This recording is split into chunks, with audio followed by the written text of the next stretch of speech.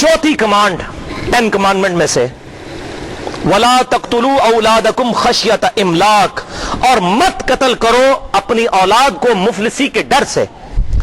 नहनु नर्जुकुहुम व इय्याकुम, हम उनको भी रिस्क देंगे और तुम्हें भी हम ही रिस्क देते हैं।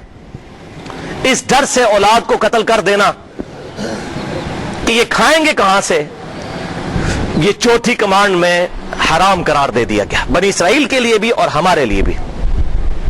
और आपको पता है आपके पड़ोसी मुल्क इंडिया के अंदर रोजाना 3000 बच्चियां जब प्रेगनेंसी आइडेंटिफाई हो जाती है अल्ट्रासोनिक टेस्ट के जरिए,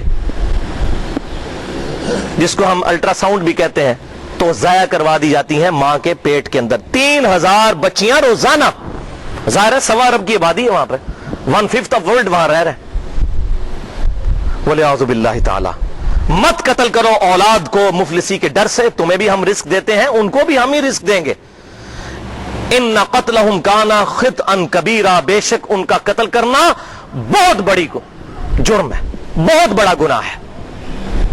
लेकिन यहां पर यह बात भी याद रखें, ये जो हमारे मुल्क के अंदर बहबूद आबादी वालों ने ढोंग रचाया हुआ है और लोगों को इस तरफ लगा रहे हैं कि जी ज्यादा होगा तो कैसे खाएंगे और क्या करेंगे। आपको पता है 1901 के अंदर दुनिया की आबादी 1 अरब थी, और उस वक्त लोग प्रिडिक्ट कर रहे थे कि 2001 तक दुनिया की आबादी अगर 2 अरब हो गई ना तो हमारे लिए रिस्क पूरा नहीं होगा। तो 2001 में 2 अरब नहीं हुई, 3 अरब भी नहीं हुई, 4 अरब भी नहीं हुई, 5 अरब भी नहीं हुई, 6 अरब आबादी हो गई है। और सिर्फ चाइना ने इतनी जूतियां बना दी हैं कि आंदा 100 साल के लिए भी वो ना बनाए तो जूतियां ही काफी हो जाएंगी। अमेरिका हर साल पैसिफिक ओशन में बहरुल काहिल में लाखों टन बल्कि मिलियंस ऑफ टन गंदम जाया कर देता है, फालतू पैदा होती है अमेरिका के अंदर।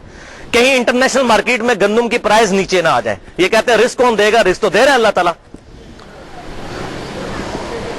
जिस जमीन से 1 मन गंदम निकलती थी, आज उसी जमीन से 40 मन गंदम निकल रही है, साइंटिफिक फील्ड में तरक्की की वजह से। अल्लाह तबारक व तआला ने इंसानों के लिए कितने ट्रुथ रिवील कर दिए, तो अल्लाह ताला बंदोबस्त फरमा रहा है। लिहाजा इस खदशे से औलाद को कत्ल ना किया जाए। हां, एक पहलू जो है वो जायज है, और वो सही बुखारी और सही मुस्लिम की मुत्तफक़ुन अलैह हदीस है। सहाबाए किराम अलैहिम रिदवान कहते हैं कि हम आप सल्लल्लाहु अलैहि वसल्लम के मुबारक जमाने में अज़ल किया करते थे। अज़ल ये होता है कि कोई शख्स अपनी बीवी के साथ इज़्दवाजी ताल्लुक कायम करे और जब डिस्चार्ज का वक्त आए तो उस वक्त अलग हो जाए ताकि उससे औलाद पैदा ना हो। अमूमन वो लोंडियों के साथ ऐसा किया करते थे।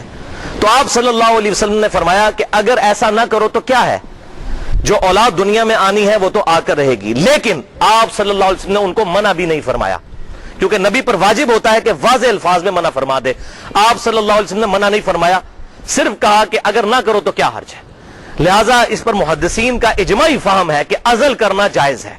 उसी की मॉडर्न फॉर्म जो है कंडोम का इस्तेमाल या इस तरह की मुख्तलिफ जो चीजें अगर वक्फे के लिए इस्तेमाल की जाती हैं ये जायज है। लेकिन एक दफा प्रेगनेंसी डिक्लेयर हो जाए उसके बाद औलाद को जाया करना कत्ल है और यह हराम और गुनाह कबीरा है।